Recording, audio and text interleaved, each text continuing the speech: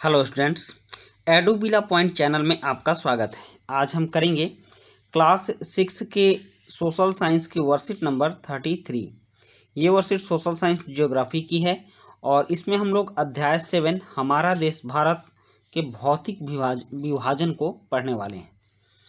प्रिय विद्यार्थियों, पिछले वर्कशीट में हमने हिमालय और भारत के उत्तरी मैदान के बारे में पढ़ा। इस वर्कशीट में हम भारतीय महामरुस्थल, प्रायद्वीपीय पठार, तटीय मैदान तथा द्वीप समूह के बारे में पढ़ेंगे। तो भारत के पश्चिमी भाग में भारतीय महामरुस्थल स्थित है। यह शुष्क, गर्म तथा रेतीला स्थल है। यहाँ वनस्पति की मात्रा बहुत कम है। जैसे आप ये जो भाग देख रहे हो, आपके मैप में जो ये वाला भाग है, ये महामरुस्थल है और इसमें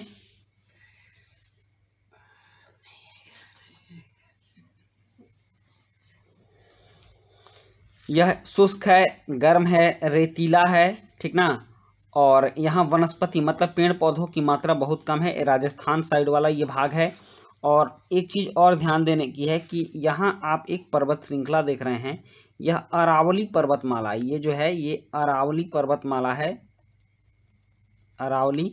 और इसके पश्चिम साइड से रेगिस्तान शुरू होता है।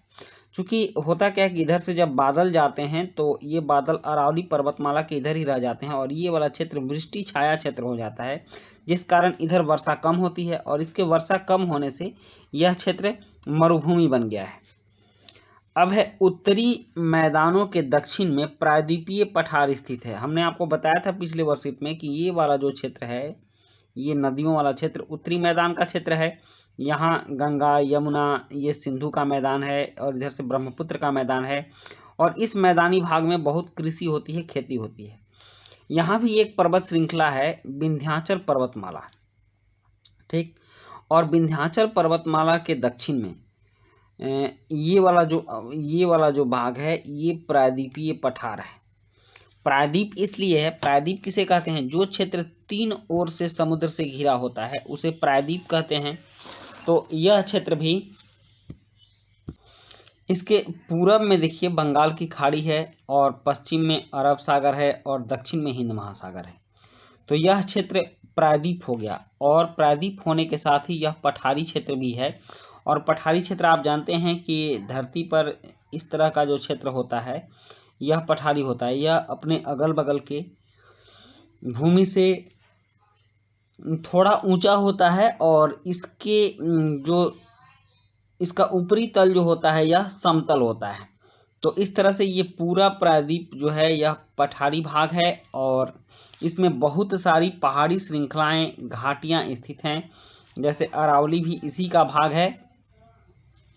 और इस पठार के पश्चिम भाग में देखिए पश्चिमी घाट तथा पश्चिमी घाट या सहयाद्री, ये पश्चिमी घाट है। इसके इधर पश्चिमी घाट है क्योंकि इधर समुद्र अरब सागर है। तो इधर पश्चिमी घाट की एक पतली सी परत है, यह बहुत चौड़ा नहीं है, यह संकरी परत है। और इसके पूरब में पूर्वी घाट है और यह पूर्वी घाट पश्चिमी घाट की अपेक्षा ज़्यादा चौड़ा है। और पश्चिमी घाट पर कुछ पर्वत श्रृंखलाएं हैं, जैसे आप सहयाद्री का नाम सुने हैं। और इन पठारों में खनिजों जैसे कोयला एवं लौह अयस्क की प्रचुरता है।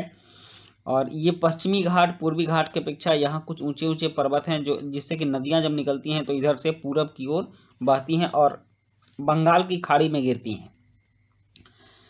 पश्चिमी घाट के पश्चिम में तथा पूर्वी घाट के पूर्व में तटीय मैदान स्थित है।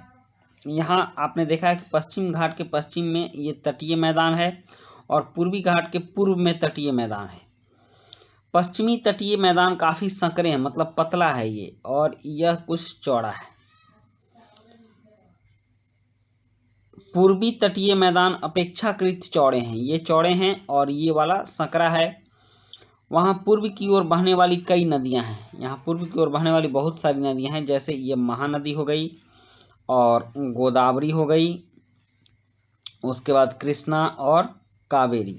तो इस तरह से बहुत सारी नदियां हैं जो पूर्व की ओर बहती हैं। ये नदियां बंगाल की खाड़ी में गिरती हैं। ये देखिए, ये बंगाल की खाड़ी है और ये सारी नदियां बंगाल की खाड़ी में गिर रही हैं। भारत में 2 द्वीप समूह भी हैं। द्वीप समूह मतलब जो समुद्र के अंदर चारों ओर पानी से घिरा हुआ जो क्षेत्र होता है उसको द्वीप बोलते हैं। तो यह द्वीप है और इसमें द्वीपों की संख्या ज़्यादा है, इसलिए इसको द्वीप समूह बोलते हैं। और यह है लक्षद्वीप जो अरब सागर में है, और यह है अंडमान निकोबार जो कि बंगाल की खाड़ी में है। लक्षद्वीप समूह अरब सागर में स्थित है जो कि आप यहाँ देख रहे हैं, और अंडमान एवं निकोबार द्वीप समूह भारत से दक्षिण पूर्व दिशा में बंगाल की खाड़ी में स्थित है। ये वाला भी आप देख रहे हैं। अब यहाँ एक गतिविधि है, और गतिविधि यह है कि अपने परिवार के सदस्यों और शिक्षकों की सहायता से भारत के तटीय राज्यों के नाम पता कीजिए। तो भारत के तटीय राज्य यहाँ से देख लीजिए, ये गुजरात है, गुजरात के बाद महाराष्ट्र है, महाराष्ट्र के बाद कर्नाटक है, यहाँ गोवा भी है, और फिर केरल है। पश्चिम तटीय राज्य ये हो गया। सबसे पहले गुजरात, महाराष्ट्र, गोवा, कर्नाटक और केरल। उसके बाद इधर आइए तो तमिलनाडु हो गया, आंध्र प्रदेश हो गया, उड़ीसा हो गया, पश्चिम बंगाल हो गया। ठीक, तो इस तरह से ये सभी भारत के तटीय राज्य हैं। और उसके बाद गतिविधि 2 है, अपने परिवार के सदस्यों और शिक्षकों की सहायता से भारत के उस राज्य का नाम पता कीजिए जहां भारतीय महामरुस्थल स्थित है। तो मैंने आपको बताया है कि भारतीय महामरुस्थल इस क्षेत्र में स्थित है और यह है राजस्थान। तो भारतीय महामरुस्थल कहाँ स्थित है? राजस्थान में स्थित है। उसके बाद अब यहाँ कुछ प्रश्न है, रिक्त स्थानों को भरिए। पूर्व की ओर बहने वाली नदियाँ कौन कौन है? तो पूर्व की ओर बहने वाली नदियाँ आपने अभी देखा है, ये है महानदी,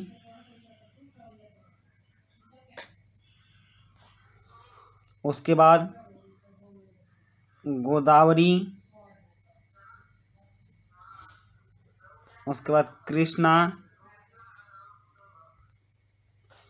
और कावेरी।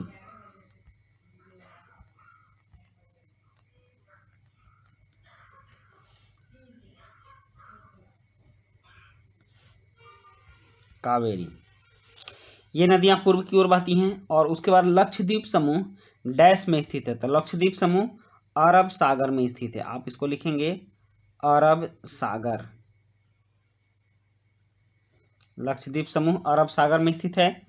और उसके बाद है डैश में बहुत सी पहाड़ी श्रृंखलाएं तथा घाटियां स्थित हैं। तो पठारी भागों में, ठीक ना, प्रायद्वीपीय पठार में, प्रायद्वीपीय पठार में बहुत सी पहाड़ी श्रृंखलाएं तथा घाटियां स्थित हैं। और उसके बाद है प्रायद्वीपीय पठार के पूर्व में क्या है? पूर्वी मैदान, या आप बंगाल की खाड़ी भी लिख सकते हो। प्रायद्वीपीय पठार के पूर्व में बंगाल की खाड़ी है,